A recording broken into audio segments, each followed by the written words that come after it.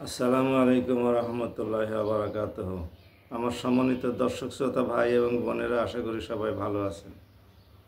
আমি এখন আপনাদের সামনে বাংলাদেশের রাজনীতি নিয়ে সামান্য কিছু কথা বলতে চাই। বাংলাদেশের নির্বাচনী প্রচারণা রীতিমতো চলছে। বিশেষ করে জামাত ইসলামের নেতৃত্বে ৮ দলীয় জোট এবং বিএনপির নেতৃত্বে কয়েকটি দল মিলে যে জোট গঠিত হয়েছে, সেই জোটের নির্বাচনী হাওয়া বেশ দ্রুতই প্রবাহিত হচ্ছে, নিয়মিতই প্রবাহিত হচ্ছে সারা দেশব্যাপী।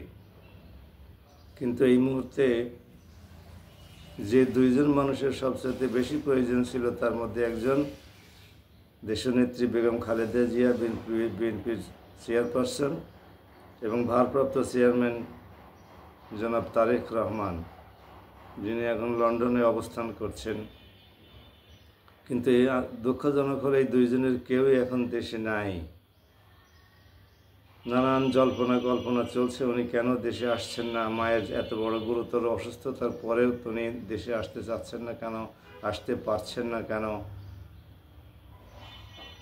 আমরা তার দ্রুত প্রত্যাবর্তন এবং বেগম খালেদা জিয়ার দ্রুত সুস্থতা কামনা করি। আমরা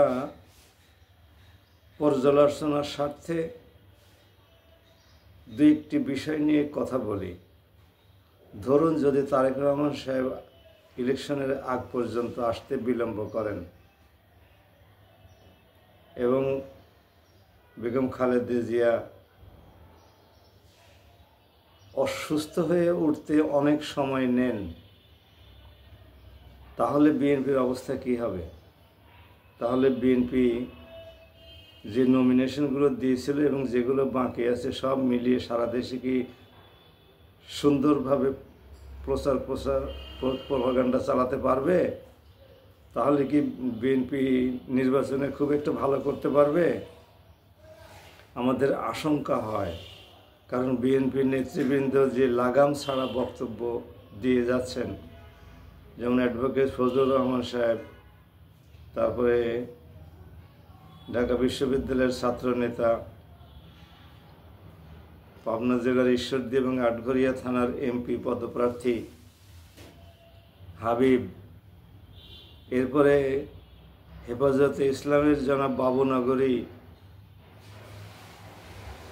সালাউদ্দিন সাহেব, মির্জা ফখরুল ইসলাম আলমগীর, আমির খসরু মাহমুদ চৌধুরী সাহেব এখন একটু সংযত কথাবার্তা বলছেন, মির্জা আব্বাস সাহেবও সংযত হয়ে কথাবার্তা বলছেন। তাহলে বিএনপির অবস্থা কেমন হবে? ফজলুর রহমান সাহেব মানিকগঞ্জের জনৈক অখ্যাত বাউলের গ্রেপ্তারকে সমালোচনা করে সরকারের বিরুদ্ধে অবস্থান নিয়েছেন বলা চলে।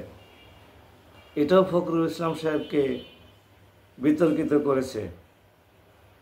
এরপরে বিএনপির নমিনেশন নিয়ে বিভিন্ন পক্ষের মধ্যে দ্বন্দ্ব, সংঘাত, হামলা, পাল্টা হামলা, পরস্পর বিরোধী মিটিং সমাবেশ, এই সমস্ত নিয়ে তো বিএনপি রীতিমতো ক্ষতবিক্ষত। কাজেই আগামীর দিনগুলো বিএনপির জন্য খুব সুখকর হবে বলে আমাদের কাছে কেন যেন প্রতীয়মান হচ্ছে না। আমরা জনাব তারেক রহমান এবং বেগম খালেদা জিয়ার অনুপস্থিতিতে এবং নির্বাচনী প্রচারণা চালাতে অপারগতার কারণে বিএনপি কিভাবে এই সমস্ত সমস্যাগুলো সামাল দিবে এবং দিয়ে জনগণকে তাদের পক্ষে শক্তভাবে আনতে সক্ষম হবে, সেটা বোধগম্য নয়। সুতরাং বিএনপির সামনে খুব সম্ভবত খুব ভালো একটা দিন আশা করছে, এটা এই মুহূর্তে বলার সময় আসে নাই। সবাই ভালো থাকুন। আসসালামু আলাইকুম ওয়া রাহমাতুল্লাহ। আল্লাহ রাব্বুল আলামিন আমাদের দেশকে হেফাজত করুন।